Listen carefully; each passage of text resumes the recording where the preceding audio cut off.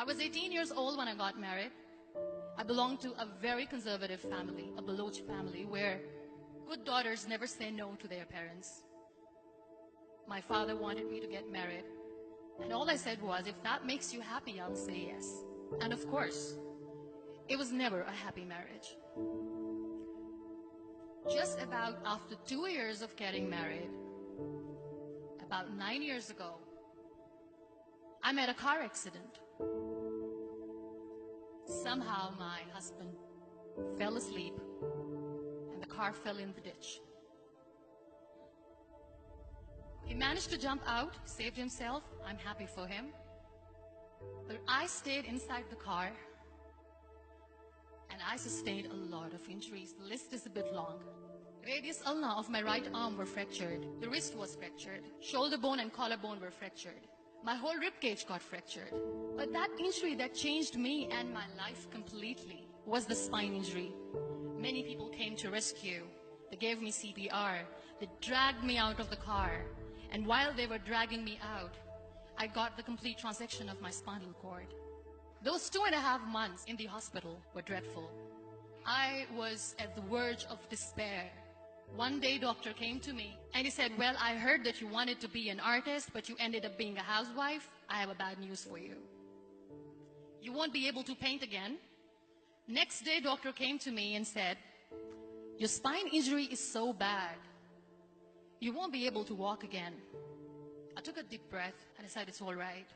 Next day, doctor came to me and said, because of your spine injury and the fixation that you have in your back, you won't be able to give birth to a child again. That day, I was devastated. I started to question my existence. Why am I even alive? So what kept me going was, one day I asked my brothers, I know I have a deformed hand, but I'm tired of looking at these white walls in the hospital and wearing these white scrubs. Bring me some colors, bring me some small canvas. I want to paint. So the very first painting I made was on my deathbed, where I painted for the very first time. What an amazing therapy it was. Without uttering a single word, I could paint my heart out. I could share my story. People used to come and say, what lovely painting. So much color. Nobody could see the grief in it. Only I could. And that day I decided that I'm going to live life for myself. I am not going to be that perfect person for someone. I am just going to take this moment and I will make it perfect for myself. That I'm going to fight my fears. So I wrote down one by one all those fears. And I decided that I'm going to overcome these fears one at a time. You know what was my biggest fear? Divorce. But the day I decided that this is nothing but my fear, I liberated myself by setting him free. And I made myself emotionally so strong that the day I got the news that he's getting married, I sent him a text that I'm so happy for you and I wish you all the best. And he knows that I pray for him today. Number 2 was, I won't be able to be a mother again. And that was quite devastating for me. But then I realized there are so many children in the world, all they want is acceptance. So there is no point of crying, just go and adopt one. And that's what I did.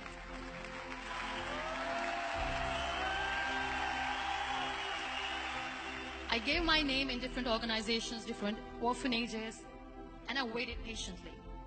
2 years later, I got this call from a very small city in Pakistan. I got a call and they said, are you Muniba Mazari? There is a baby boy and would you like to adopt? I could literally feel the labor pain. I said, yes, yes, I am going to adopt him. I am coming to take him home. And that day, I was 2 days old, and today he's 6. You know, when you end up being on the wheelchair, what's the most painful thing? People think that they will not be accepted by the people because we, in the world of perfect people, are imperfects. So I decided to appear more in public. I started to paint. I have done a lot of modeling campaigns. I decided that I'm going to join the national TV of Pakistan as an anchor person. I became the National Goodwill Ambassador for UN Women Pakistan, and now I speak for the rights of women, children.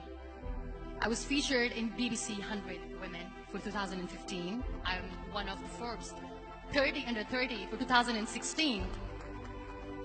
So when you accept yourself the way you are, the world recognizes you. It all starts from within. We have this amazing fantasy about life.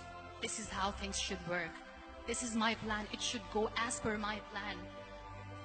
If that doesn't happen, we give up. I never wanted to be on the wheelchair. Never thought of being on the wheelchair. This life is a test and a trial, and tests are never supposed to be easy. So when you're expecting ease from life, and life gives you lemons, then you make the lemonade, and then do not blame life for that. It is okay to be scared. It is okay to cry. Everything is okay, but giving up should not be an option. They always say that failure is not an option. Failure should be an option, because when you fail, you get up, and then you fail, and then you get up, and that keeps you going. Embrace each and every breath that you are taking. Celebrate your life. Live it. Don't die before your death. Real happiness lies in gratitude. So be grateful, be alive, and live every moment.